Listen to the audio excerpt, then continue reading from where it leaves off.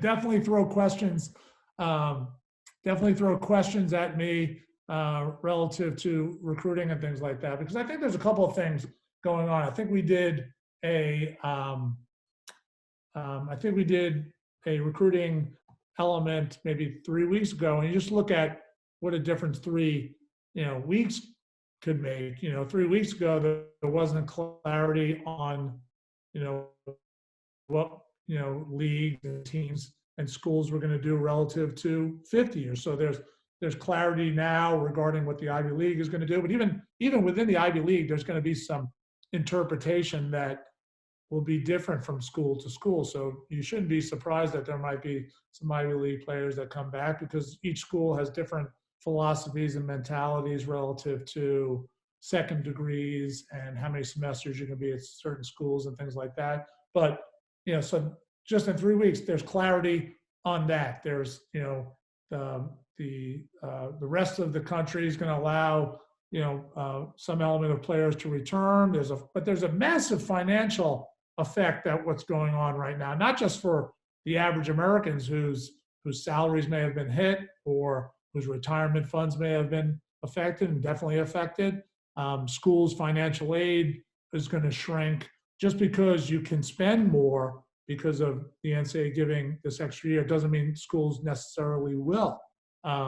Will they be able to get into grad programs? And what are parents' appetites for paying for for another year in this time of really hard economic pressures? And so I think that's still to be played out. That's why you haven't seen this guy's going to that school. You've seen some announcements of school guys coming back, but you haven't seen there's 100 plus people in the portal, but you're not hearing a lot about where people are landing right now, because I think there's a lot of financial discussions that are going on. I think there's a lot of pressure on schools, culturally, to figure out what, I have potentially some number of my seniors coming back. I have an incoming freshman class coming in.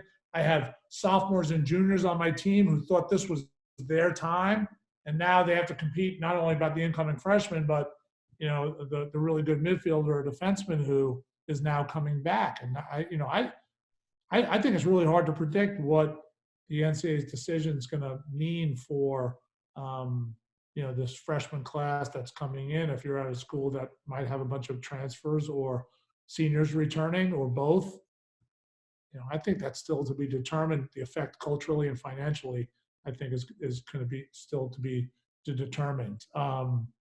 Feel free to throw some questions in the chat, and we will answer them as they come in. I think one of the other questions that keeps on coming up, what do I think is going to happen this summer?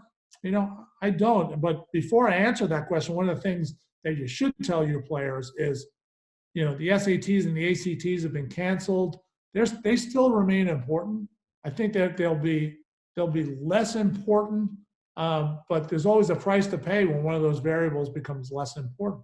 If that becomes less important, that means this semester is probably the most important semester in their recruiting lives, particularly if they have the aspiration to go to good programs and good schools. And so, one of the message that you want to keep on giving your guys is, and I've said this to my players, not that they're complaining, but like, nobody's going to care that your teacher wasn't great on Zoom, or that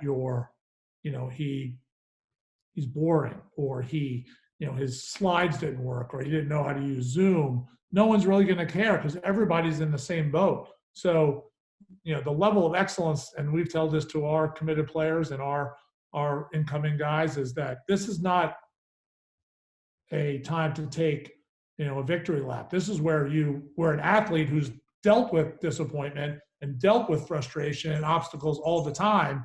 This is where you should thrive. And so this message you want to give to your guys: crush school, crush the extra help, the office hours, or whatever they're making available for your players to engage with your teachers, because that's probably the second most important variable will come up. Your transcript, which was always critical, is more important, because there's going to be less tests, less SATs and less ACTs on everybody's resume. That you crush school. And also you crush engagement, emailing your instructor, your professor, going to the office hours, getting extra help, doing extra work, because the teacher comments, which are important at a lot of schools, it's not just the transcript, it's what does it say on the transcript? Oh, Johnny, handed his work on time, it was high quality, he always wanted more, he wanted to do the extra credit questions. So it's the same message that everyone's saying: control what you control. Show up, hand your work in, do it at a really high level. Don't whine about how difficult it is or how bad your teacher is, how boring it is. I'm tired of looking at my, no one cares. And you can differentiate yourself by saying, hey, I've dealt with cold practices and a coach who yells at me and disappointed losses, coming home from practice, tired, eating my dinner, doing my homework, and having to get back and do it up again. That's why athletes stand out. That's why athletes run things. So embrace that. So that's my, so here a couple of questions came in. As recruiting rules have changed, our players better advantages to attend clinics, camps of colleges that are interested or playing summer tournaments. I don't know what the summer is going to be. Each state, seems to have a level of independence, through their governor. You're not sure whether they're going to have, people coming in from out of states, whether your campus is going to allow that. We're looking at a variety of potential solutions in the face of maybe Harvard not being open for events. But I think that question is relevant regardless of a pandemic or not, which was, do you go do events on the schools that you're interested in campus, or do you play in tournaments? I think I answered this one last time. Is I always start with the concept of a budget and work backwards from there. But I think a mixture of the play days or the prospect days that each of maybe the 3 schools you're interested in, most of those are 1 day and 6 or 7 hours, so you can be in and out to them pretty quickly. And then playing in a couple of tournaments, I think that's a fair trade-off. But I also know that guys that are on club teams are under a lot of pressure to, that you're committed to 6 events and you're a really good player, and they guilt you into going. I just don't think playing the 6 tournaments in the summer is a really healthy thing. It doesn't give you a chance to reflect and recover and study film and study your own game so that you can go to the next tournament and be prepared to try a new move or make some progress relative to something that you're struggling with. So I think a mixture of both of those things is a really smart. Here's a question. Governor Baker, that schools will be closed for the remainder of the year, which of course cancels all spring sports. Do you see value in this year's juniors looking to repeat their junior year or possibly taking a PG year? I think I said this on the last time. I think I don't even know how many postgraduate schools there are in the country. Let's call it 100. I don't think there's 100, but let's call it 50.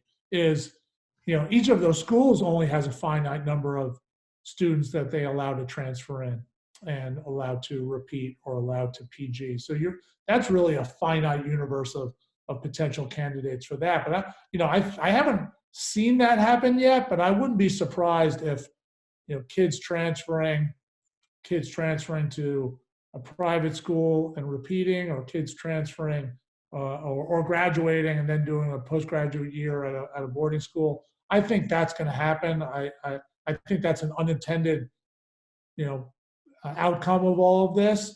There are people who have the means and maybe the strategic vision to do that. But I think that, again, that's a huge. You go from paying, going to your public school where you're paying X amount in taxes, and now you're paying, $40,000 a year to go to a boarding school. I mean, I don't think that's not to be taken lightly in this time. But I think there's going to be an effect of, listen, you'd seen it outside of the pandemic, the growth in interest in the boarding schools. And I listened, 2 of my children did not repeat. They went to a boarding school and they had an unbelievable experience. So I'm a fan and an advocate of it. But a mass exodus to it, I'm not sure if that's going to happen. But I think there's going to be more interest in that. And if you're a boarding school coach, it might be a buyer's market for that. Question. Kyler Berkman, what's up, Special K? Do you think geography will have an effect on 21s in high school from lacrosse dominant areas getting recruited, anything more they could do uh, with the looming summer cancellation. I think the, players from non-traditional areas always had to work harder.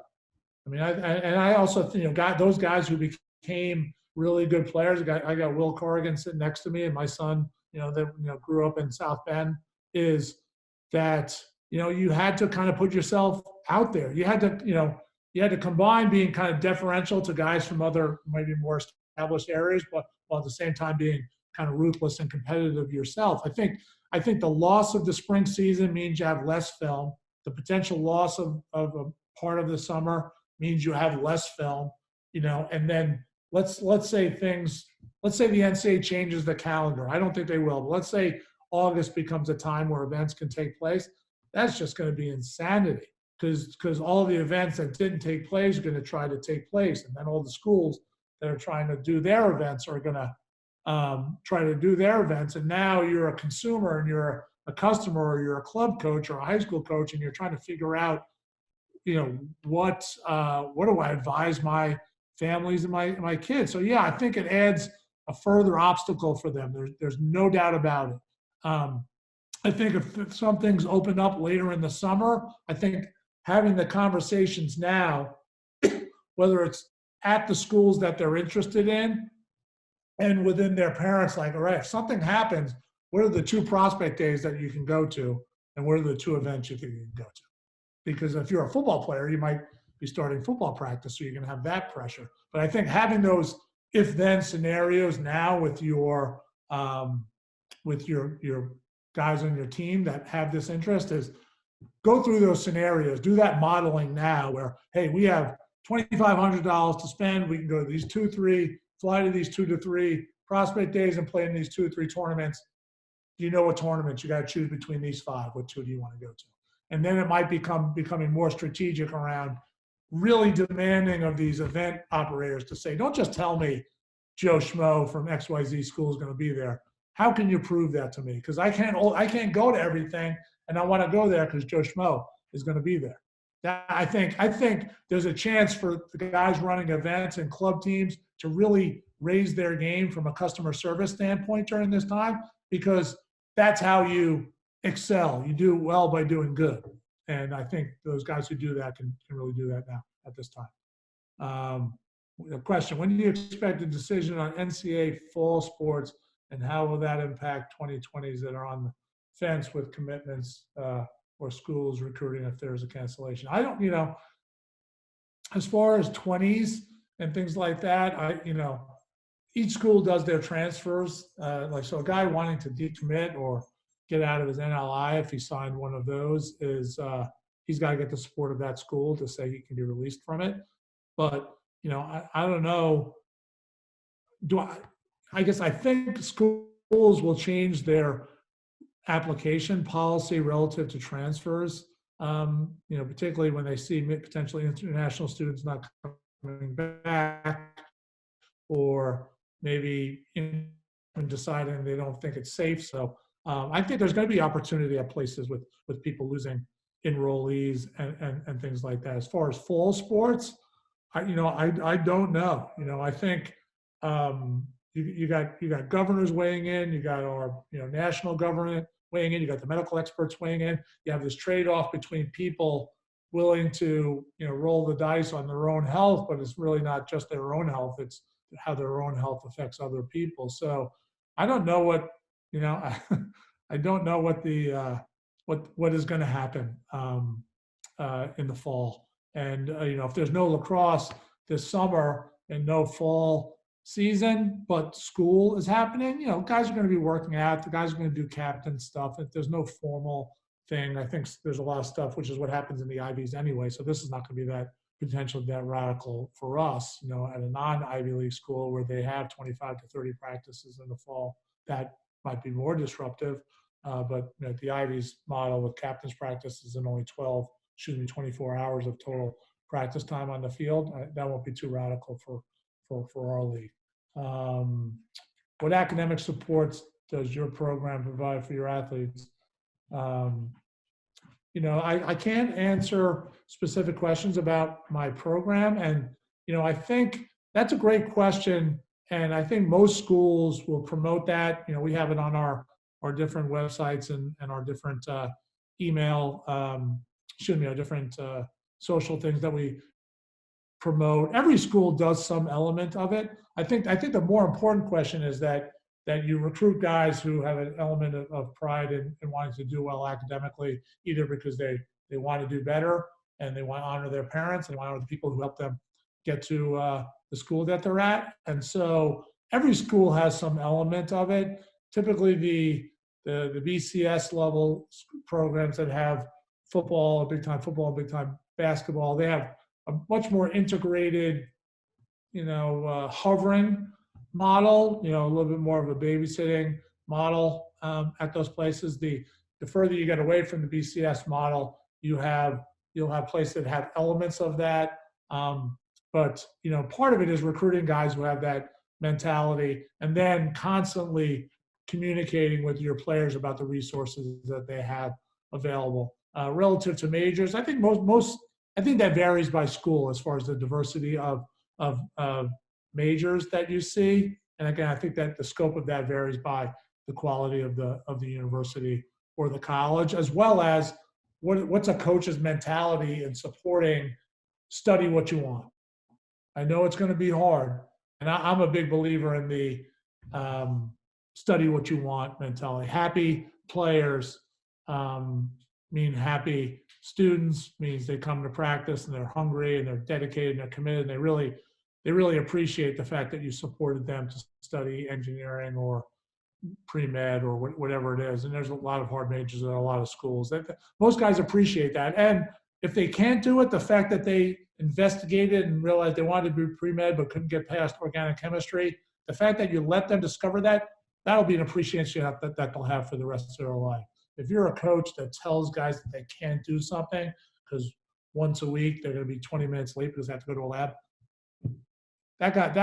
there'll be a resentment around that. And I like the idea of looking at a roster and having a nice diversity of majors. I think it's a great story to tell, and I think it speaks to supporting your guys studying what they want. Here's another question. Do you get the sense that select Division I and high academic Division III schools are looking now to get selected class of 21 kids to commit now without additional summer tourneys, showcases, or is everyone playing a waiting game?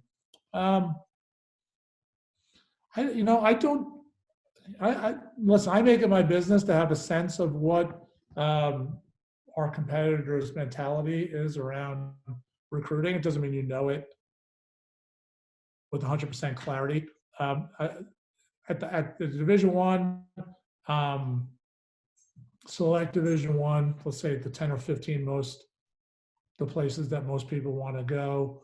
The bigger question is basically looking at, if you're looking at this as a coach, is looking at the number of commits that they have right now in the 21 class and by position. And it would be pretty easy to work backwards from there and say they're probably looking for one more midi, one more attackman, maybe a goalie, right? And so the Division III schools, the selected Division III schools, I think they've worked appropriately aggressive to fight the other select schools for really good players. You look at Tufts and Amherst and programs like that. And WNL and places like that. They were fighting. The top Division I programs for guys. I think there's some percentage of those coaches that like to fill in their spots sooner rather than later. And then there's also families that say, better to take the bird in the hand right now. If I don't have a certainty on the place that I really like to go, I better get a seat at the table. And I never begrudge families and kids who do that. I don't think that's a bad thing at all. And I don't think that's unethical. You know what you know we're at right now, and say I'm interested in school X and school Y. School X can take me right now, but I really like Y. And you might tell Coach Y that I'd like to restart this if it doesn't work out, but I have to take this opportunity right now. I don't think that's what's just doing what's best for you and your family. And that could be construed the wrong way by a coach, but he's just doing what's best for him and his family. And I don't think that's ever wrong. I think Will, can you post the link to the asterisk drill that I did in the past, the one with the plays? Can you post that into the chat? I can. Well, just to wrap up, I think that we're going to try to find a way to get you a video of the asterisk drill, which is what I showed you. That was a solo asterisk and a group asterisk. I like calling asterisk because the guys look like they're moving around like an asterisk. It's easy to remember. But if you look that up on the internet, I did that in my previous job at Notre Dame. There's a group version and a solo version somewhere. So if you search asterisk solo Notre Dame Jerry Byrne, maybe it'll come up. But there's a version with Eddie Glazner from the Redwoods, and then there's a group version somewhere in there. And I think you'll get it's a better view. It's closer. But what we'll do in the next week is we'll email out to all you guys a reshot version of the drill. So, there's a question that came in. Do you think a fair message to a family of a 21 or a 22 would be to narrow your number of schools, of interest, since you might not get as many opinions? I think if you're at a certain level if one of your players is at a certain level as a 21, okay, if you look in the chat right now, if you're still on, there's a link to one of the asterisk drills, and you might be able to find another one. If you're a 21, they're both in there. What's that? Yep, they're both in there. All right, great. Is that if you're at a certain level as a 21 coming out of your November events and maybe the couple of games that you played in the start of your spring season, you probably have a pretty good idea of where you fit, and so you have an idea of the level of school that's interested in you. Yeah, in your player, and so that doesn't take into account the improvement that maybe he's in your play right now. So I don't know what the advice would be. I think I would stay in contact with the places that have expressed interest and be appropriately aggressive with your reach schools or the dream schools that what your player might be interested in. I think that's fair. And that would probably be all of my advice right now around that. So, and so if you see the link in the chat, those are links to two things I did in my previous life. They're both good versions, and we'll put one up in the next week as well. All right. Thanks everybody for coming. I hope you saw value in this, and we're excited to keep on doing them. So feel free to share with your friends and family and players once it goes up as a live video on our channel, and keep on trucking. Take care. Be well.